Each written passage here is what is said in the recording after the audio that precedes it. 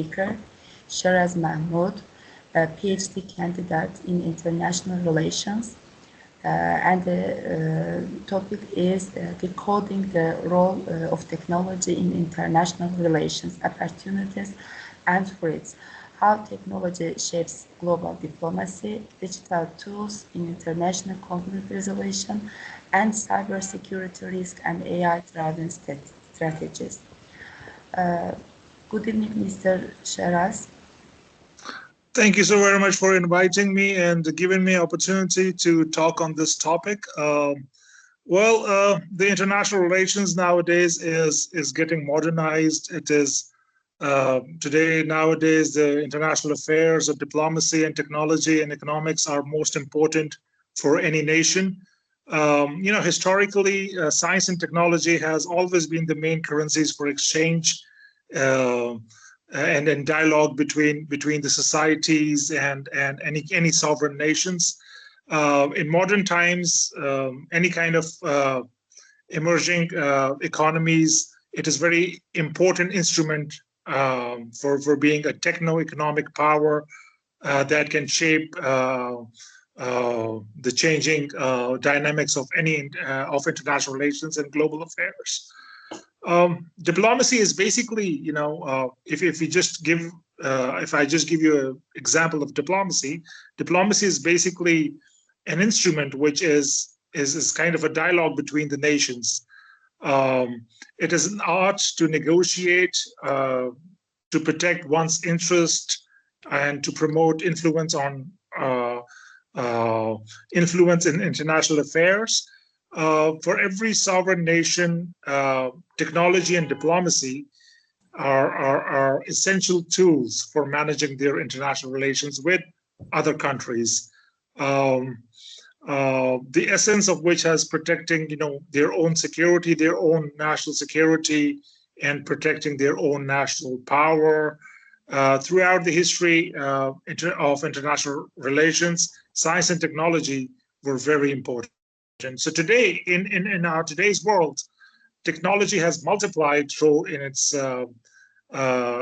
in persevering the peace as sovereign nations struggle to gain better positions with the other nations, and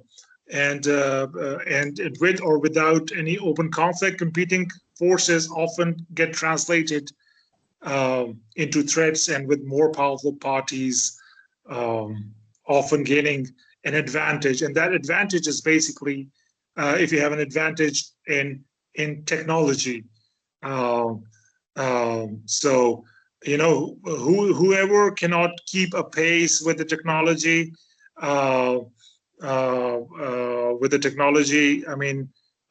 often become rebellious and seek certain nuisance value to climb up the ladder. So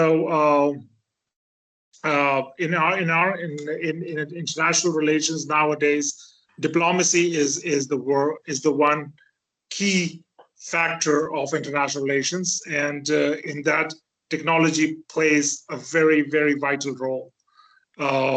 For example, if you take an example of let's give an example of automobile industry or aviation technology nowadays. It has changed everything, like from the speed of or time to travel or any other thing. Just like that, technology has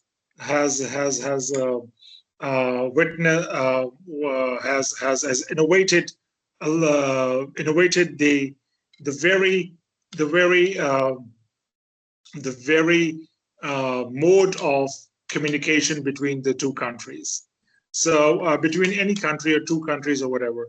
So this is how it works.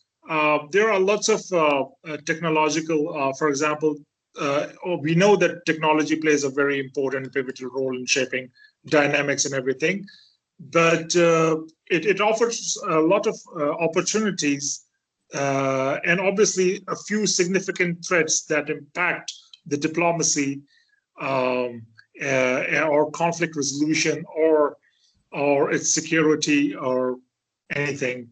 For example, how technology shapes the global diplomacy is the very first thing is connectivity, is communication.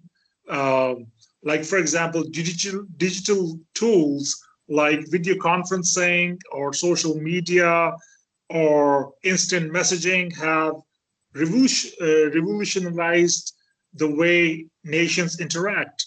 Real-time communication between the world leaders has become really easy for them to interact with each other, and this has sped up the negotiation powers, and it is fostering the transparency, and it allows the diplomatic efforts to be shared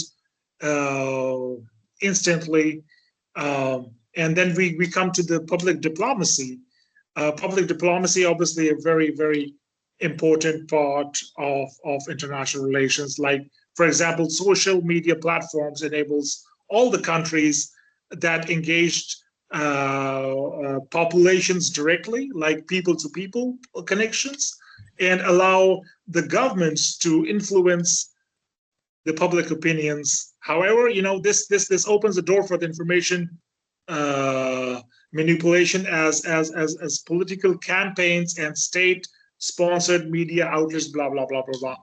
And the third very factor is a cyber diplomacy. The countries now are dedicated towards the cyber diplomacy, which handles the issue related to the cybersecurity, for example, and the digital rights and online governance. Cyber diplomacy negotiates the global norms and rules around, like, data privacy, internet governance, and blah blah blah blah. So these are the technology tools which actually help the global diplomacy to foster, and it helps it to foster. Beside that, platform like virtual summits, or like we are doing a virtual summit or a conference, where we're sitting in different parts of the world, but we are connected through this technology and doing this conference or doing this talk. So this is one of the key tools of technology which shapes the global diplomacy.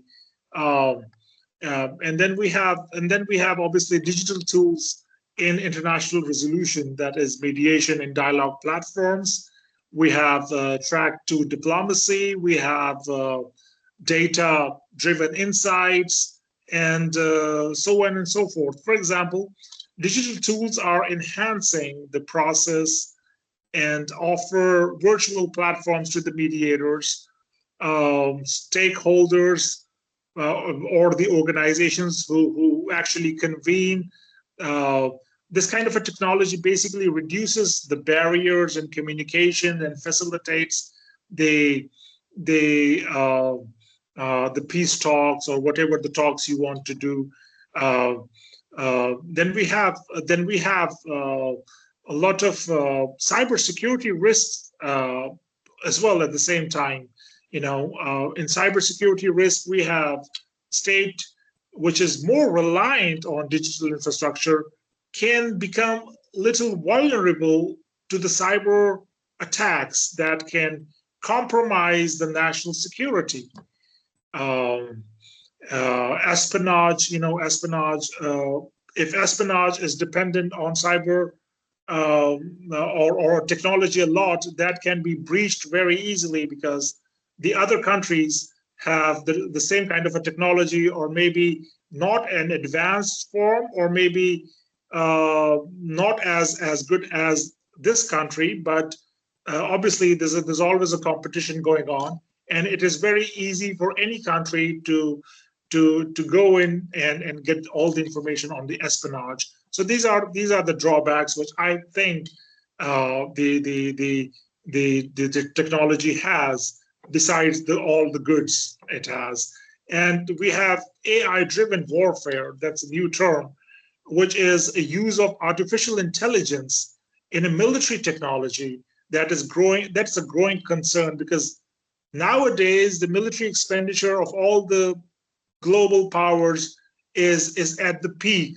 I mean, in 70, 80, or 100 years of, if you take the history of 100 years of military expenditure of all the global powers, this time it's at the peak. So AI can be used in an unmanned system, autonomous drones and cyber weapons and so on and so forth, and which can, destabilize the regions and escalate conflicts with humans oversight. I mean, a drone goes, an unmanned drone goes and enters the territory of any other country, and this is and it can escalate a lot of conflicts. I mean, this is the bad part of this technology.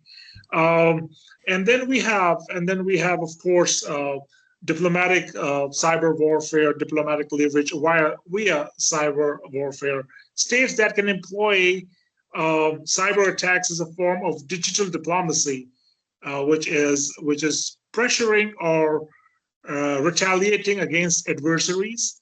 Then we have artificial intelligence diplomacy, which is predictive in its nature, allowing the governments to better understand and foster the diplomatic scenarios. For example, AI can also track the global sentiment, predict the outcomes of diplomatic negotiations, and stimulate potential international conflicts, and so on and so forth.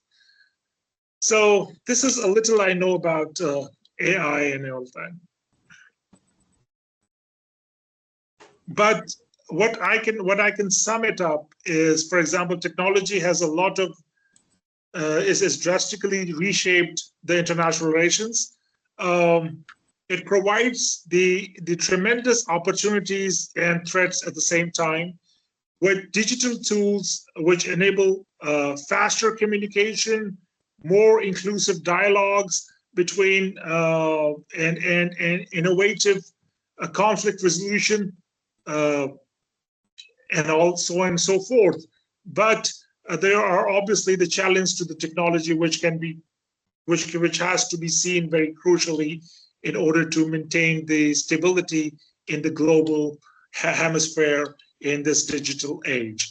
How technology shapes the diplomacy is obviously the communication and connectivity of the people, like digital tools can be a video conferencing, as I said, social media, blah, blah, blah, and real-time communication between the world leaders can be more direct.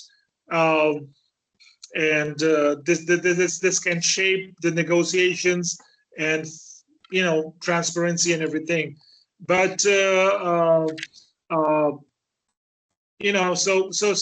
this is how it works. But for example, technology, there are lots of other things. For example, in a hybrid war system, the technology is not used, but this is the other form of a war where you can change the people's perspective, the people's thinking, and you do a war without the boots on the ground on that very country.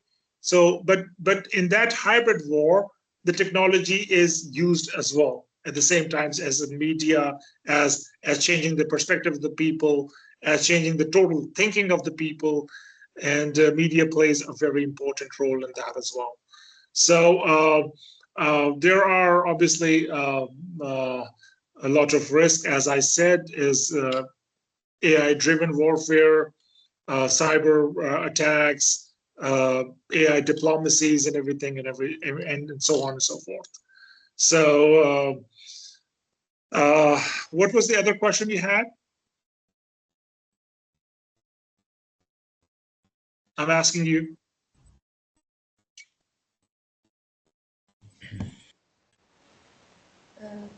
You ended your presentation, or you have any?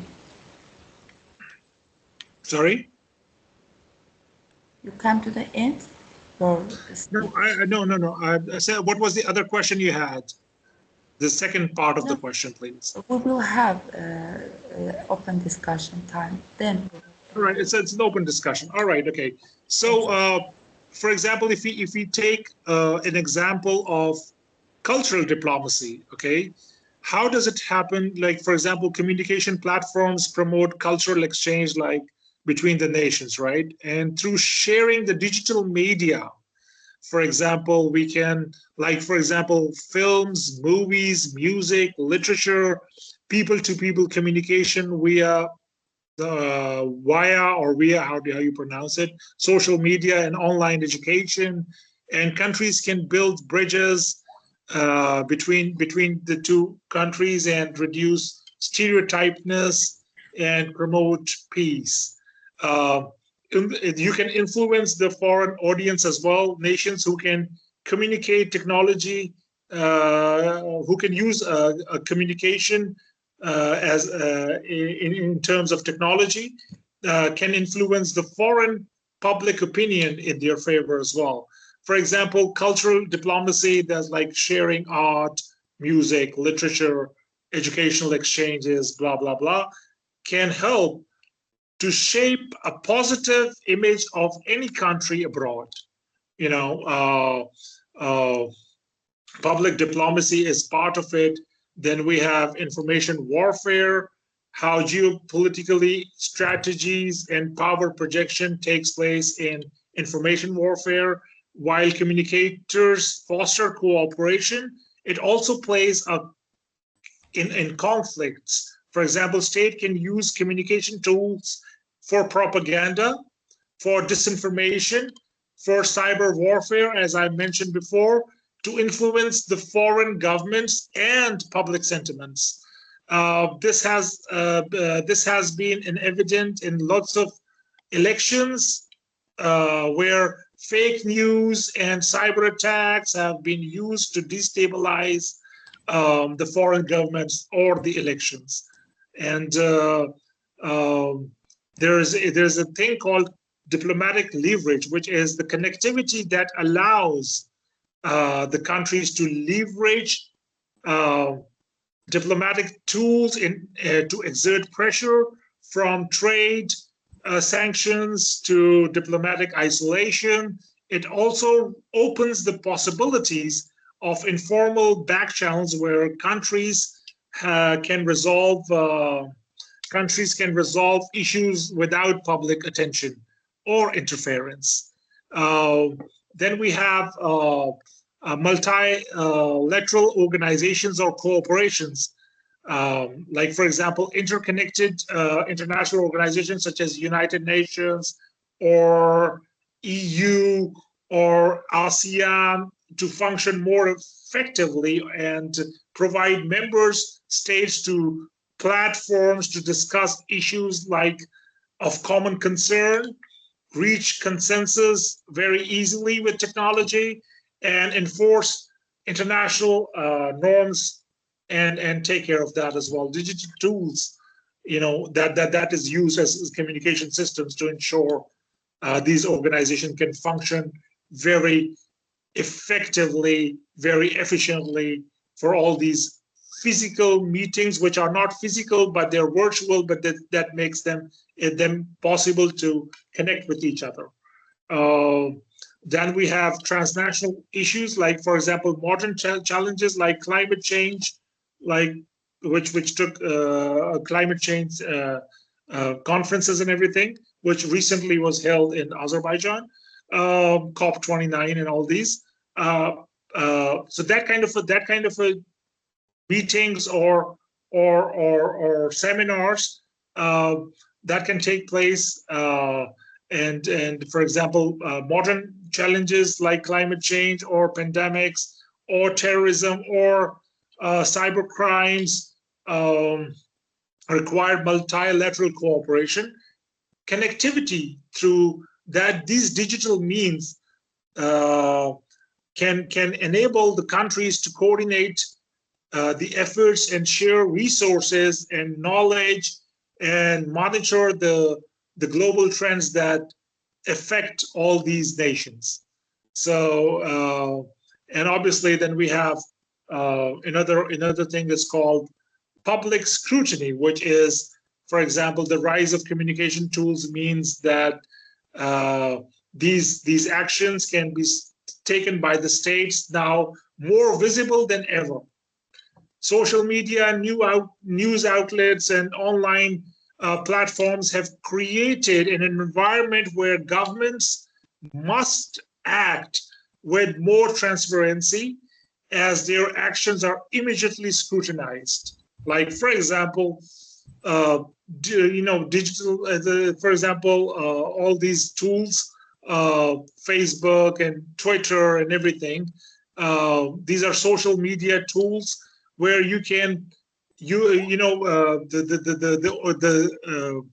governments are more conscious, and they are more, they can be scrutinized very easily. This is kind of a transparency which can help promote all the nations, but it can also have a very severe pressure point at the same time. And then accountability in diplomacy and with social media is too much as well. For example, with social media, international discussions on diplomatic, any topic are subject to global scrutiny. For example, leaders now know that their messages will be shared widely and can either strengthen their position or damage it completely. So this is how the AI is working. For example, the technology is working. But as far as the AI is concerned, the United States has also maintained a very significant artificial intelligence system. For example, I'll just give you an example of the military I was doing the research of the military perspective of US and China as who's more powerful in technology and militarily. So I found out that United States has also maintained a very significant technological edge over artificial intelligence. That is, take an example of their drone system, take an example of their missile system. They're all massively driven by AI, and public and private sector or military industrial integration.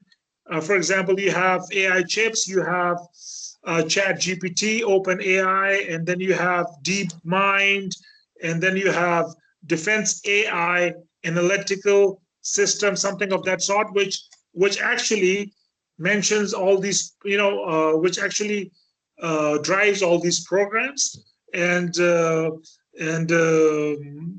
it's AI is, and then we see the recently Donald Trump actually is trying to invest a lot of money in its AI programs, and that's because it wants its military to be very, very strong. In case of, for example, in US, the surveillance drones are also very. They have their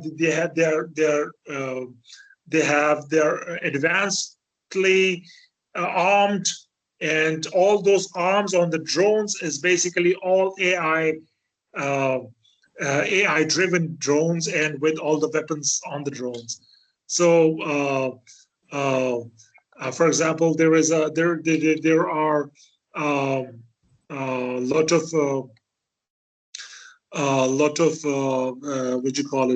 lot of arms, which is called Global Hawk. We have a high altitude surveillance drone with 24/7 monitoring system.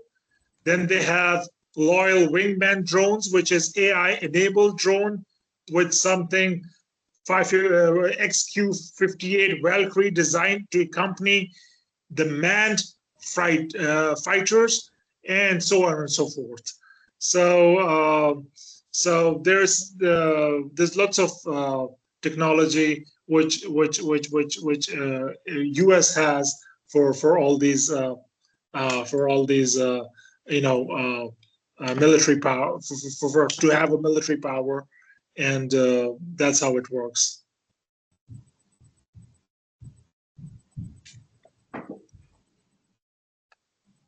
Yeah, I'm done. Thank you so much, Mr. Sheraz, for your very interesting speech. Really, now artificial intelligence has truly become an integral part of our lives, and it affects all aspects of our lives. And now I want to present our second speaker, Dr. Subhan Talıblı, Associate Professor, Ph.D. in General History, and the topics are sensitive approaches in international relations, historical perspectives on global cooperation, the balance of diplomacy and cultural sensitivity, and lessons from past international conflicts. Please. Thank you, Ms. Nigar. Thank you. Hello, dear research teachers and students. My name of my topic, the foreign policy of the foreign policy of the Republic of Azerbaijan during Hedi Aliyev's presidency. On October 18th in 1991, the Republic of Azerbaijan Republic, as the political legal successor of the Democratic Republic, declared its state independence, laying the foundation for the domestic and foreign policy of our independent state. On November 12,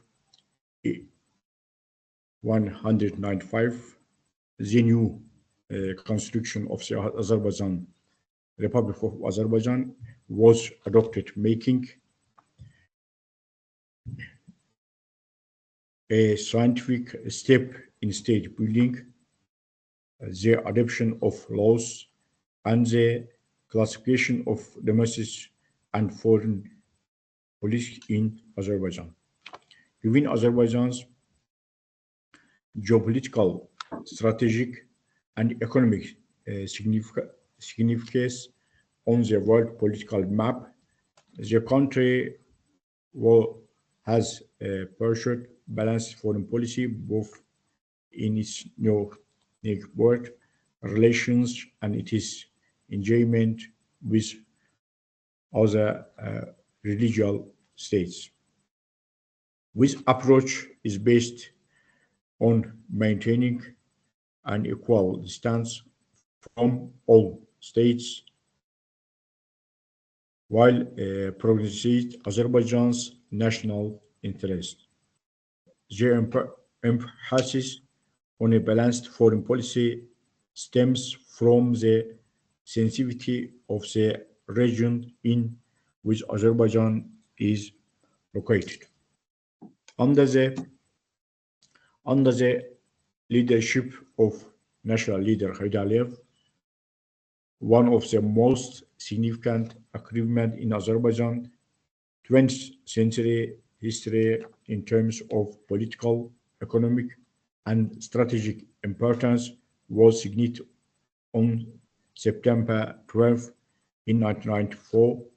This agreement, known as the Contract of the Century, was related to the joint development and production sharing of the Azeri and Chirag oil fields, as well as the deep water section of the Minashli field located in the Azerbaijan sector of the Caspian Sea.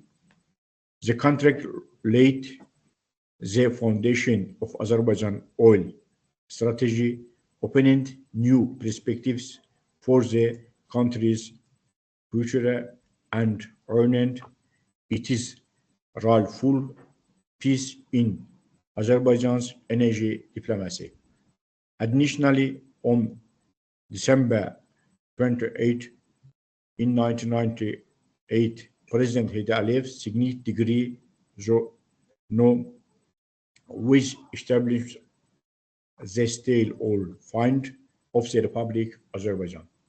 The fund was created to ensure the efficient management of hydrocarbons revenues, warranty intergeneration equity, and direct these financial sources towards the development of priority sectors.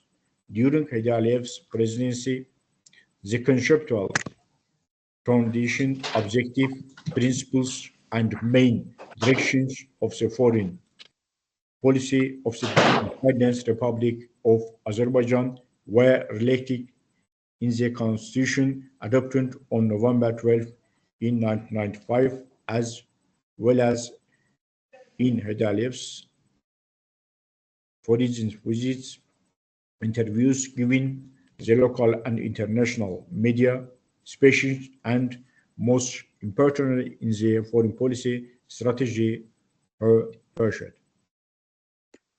The main objectives of the foreign policy of Azerbaijan, Republic of Azerbaijan, are to protect the country's independence, sovereignty, territorial integrity, and security, to align with the international security system, to strengthen cooperation and alliances with countries with interesting allies in Azerbaijan, national and state interests, to enhance Azerbaijan's position in the international system by leveraging these opportunities to contribute to the resolution of the regional tensions of conflicts, to pursue a foreign economic policy that serves national interests, and to respect Azerbaijan economy within the international economic system, to establish scientific, cultural, and humanitarian ties the foreign countries, and activity participation in the relation international organization, among other priorities. The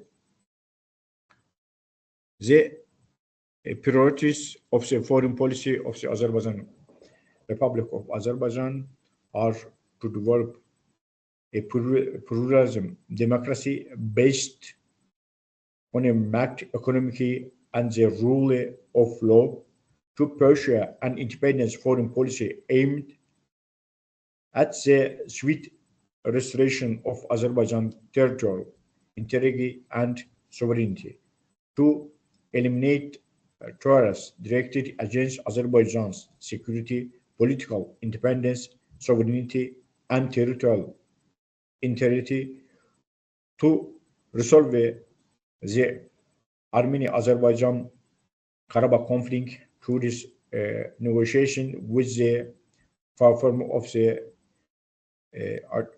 OSK Minsk group, based of the principles of the OSK Lisbon summit, to eliminate to conservation Armenia's military aggressiveness against Azerbaijan, to further friendly and military beneficial relation with neighboring countries, to strengthen security and stability in the region, to prevent illegal arms and other illegal trafficking in the region. The remain communication to global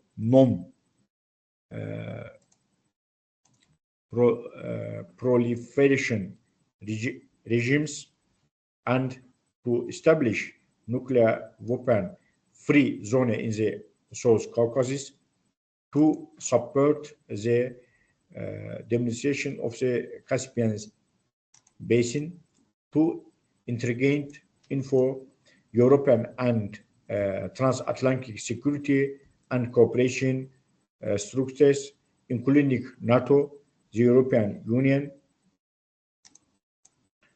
and the Council of Europe to utilize Azerbaijan's strategic geopolitical location and the pursuit of East and West, accelerate the development of various sectors of the national economy, to develop the Eurasian transport corridors, in which Azerbaijan plays a key role among other priorities. In the field of multilateral cooperation and diplomacy, Azerbaijan has expanded and deepened its activity.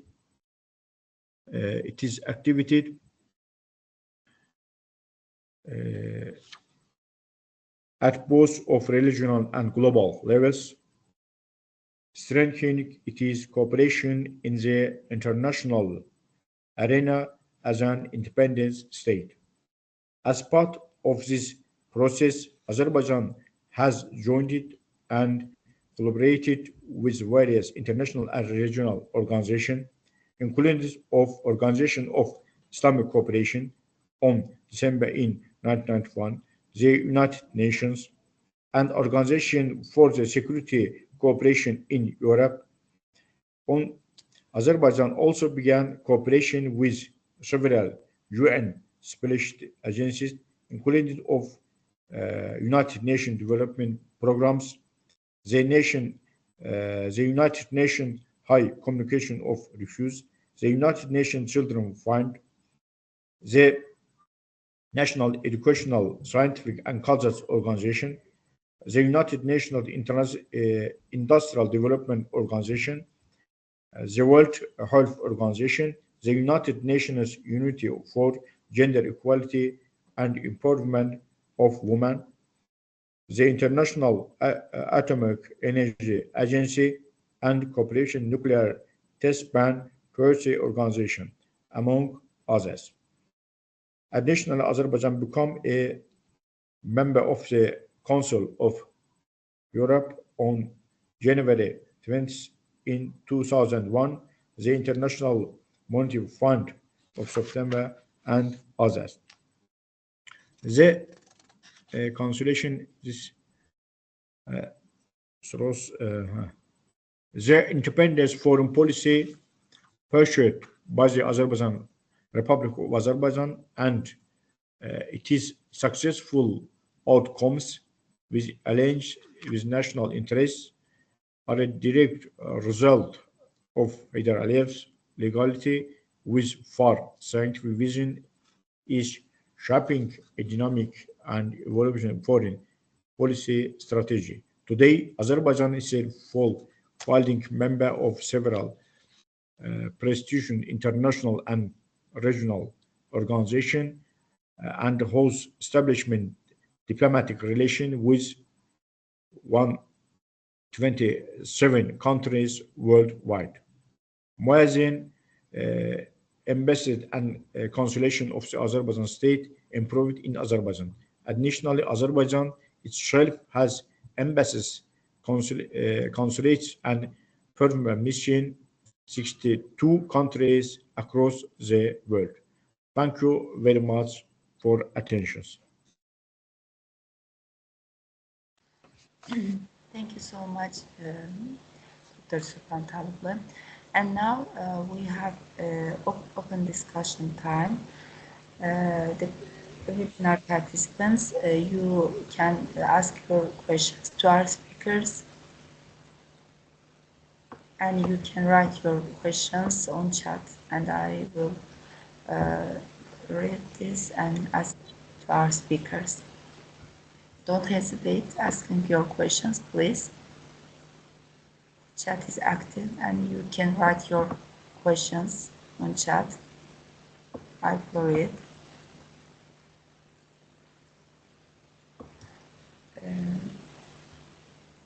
There is some question I want to read. Mr. Mehmood, there are some questions I want to ask. Do you think that in the future we will become people who depend on artificial intelligence in all aspects of life? Can you just please repeat the question? I did not really hear it correctly. Repeat, Okay. please. Do you think that in the future we will become people who depend on artificial intelligence in all aspects of life? Well, I think I personally think that you should not be really dependent on artificial intelligence because artificial intelligence is, at the end of the day, is made by the people, the smart people, maybe like you and all the people sitting in here. It depends. It depends how you perceive artificial intelligence, how you use artificial intelligence. If it's a good, if it's something which is helping the technology, that's all right. But for example, like I'm a student and I'm a research student, so for my research and everything, I do not use artificial intelligence. So it should not be used in every aspect of life. But if it helps you in doing something, which little for help, as far as, like, for example, if I'm just giving you my example. In research, if you start using an artificial intelligence or AI or chat GPT and all that, what kind of a research will you do? It will be not your research. It would not be your idea. It would not be your philosophy. It would not be anything which you're trying to tell this world. It would be nothing of yours. So I think AI should not be used in academics, but it can be used in technology. It can be used for the countries to flourish, for their own ammunition, for their military things and all that. That there can little be, because you cannot negate technology, but you cannot really rely on AI in every aspect of life. I hope this answer serves the purpose.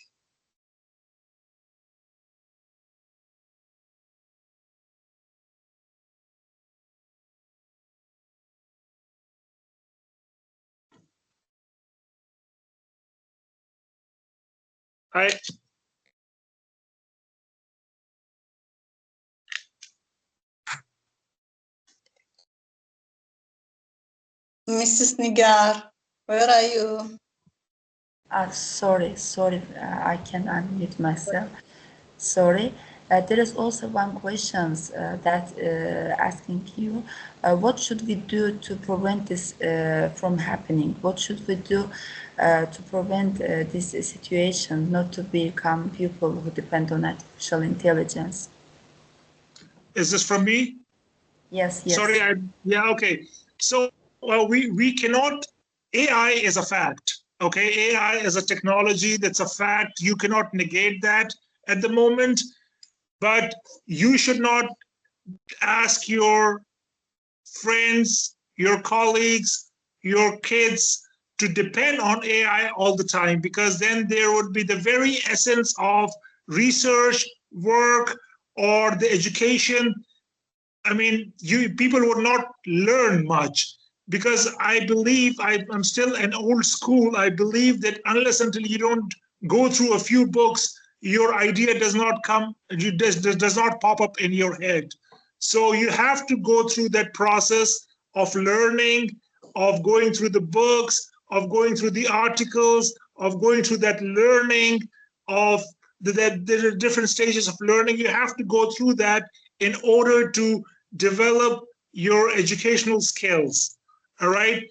For example, if I ask AI that, okay, I want to have some good food I'm living in HRHR, I want to have some good food. AI would tell me the food which I would not really like to have.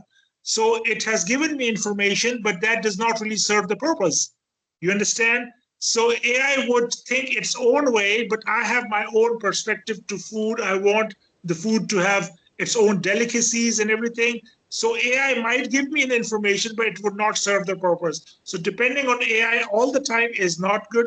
For some help, for technology purpose, or for competing between the countries, It's good, but it is not good for your own development, your own oneself's development. It's not good for that. And we know that he also makes mistakes, and that's why I think we shouldn't always trust him. I don't have anything of like ChatGPT in my phone, not even on my computer. I don't use it.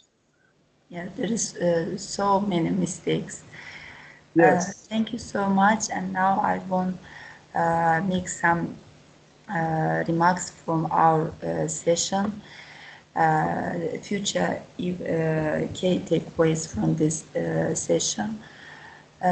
We think we speak about international relations, and in conclusion, I want to say something about this. International relations will be shaped by a complex interplay of power shifts, technological advancements, and global challenge. Adaptability and strategic foresight will be essential for nations to navigate this dynamic environment. Collaboration, innovation, and a commitment to sustainable development will be key in fostering stable and productive global relations. I think it will good for us make these remarks also in our life. Thank you so much, dear speakers. Thank you so much, dear webinar participants. I see in the chat there are so many thanks to you for your interesting presentations. Thank you for your participating in our webinar. Also, I want to thank Mrs. Mehriban, Ms. Mehriban Aliyeva, giving me opportunity to be moderate in this webinar. Mehriban Hanım, do you have any questions? Or we? Thank you, dear speakers. Thank you, dear Nigar Hanım, our moderator. We can finish, if not any question from participants. If have, we can continue. I asked all questions, and I think there's no other questions. There are so many messages from our webinar participants. They are very grateful for participating in this webinar, for very interesting presentations from our speakers. Really, it was very interesting and very useful topics, I think. That's all, I think. Also, we thanks to webinar participants for their participating in this webinar. Do you have your Mr. Mehmood and Subhan, Dr. Subhan, do you have the last words for our participants? Yes, I can, if Mr. Subhan allows me. I just wanted to thank you, Mehriban Khanum, for giving me opportunity, and I'll be looking forward for these kind of webinars more, because that's how we learn. If the webinar is coming, we prepare more than normal, so that's good for my learning. And thank you, Mehriban Khanum, for giving me opportunity. Thank you, Dr. Subhan. It was a pleasure meeting you, and I hope to see you in future as well. And thank you, everyone who listened to me and given me opportunity to talk to you guys directly. It was a pleasure having you all on the webinar. Thank you. Thank you. Thank you. Very, just a moment. Thank you. Your and topic very interesting. Your about your diplomacy and about your media diplomacy, about your people diplomacy. Very interesting. Very. Very. Thank you, and your topic, your lectures. Very nice. Yes, we can finish now. Thank you for your time again, and see you next webinar. See you next event, next conferences. See you. Bye. All right, take care. Thank you, Ms. Melma Yes, Hanım thank and you. Ms. Nigar Hanım. Very nice. Thank you. Thank you. see Thank you you in so next webinars. much. İnşallah.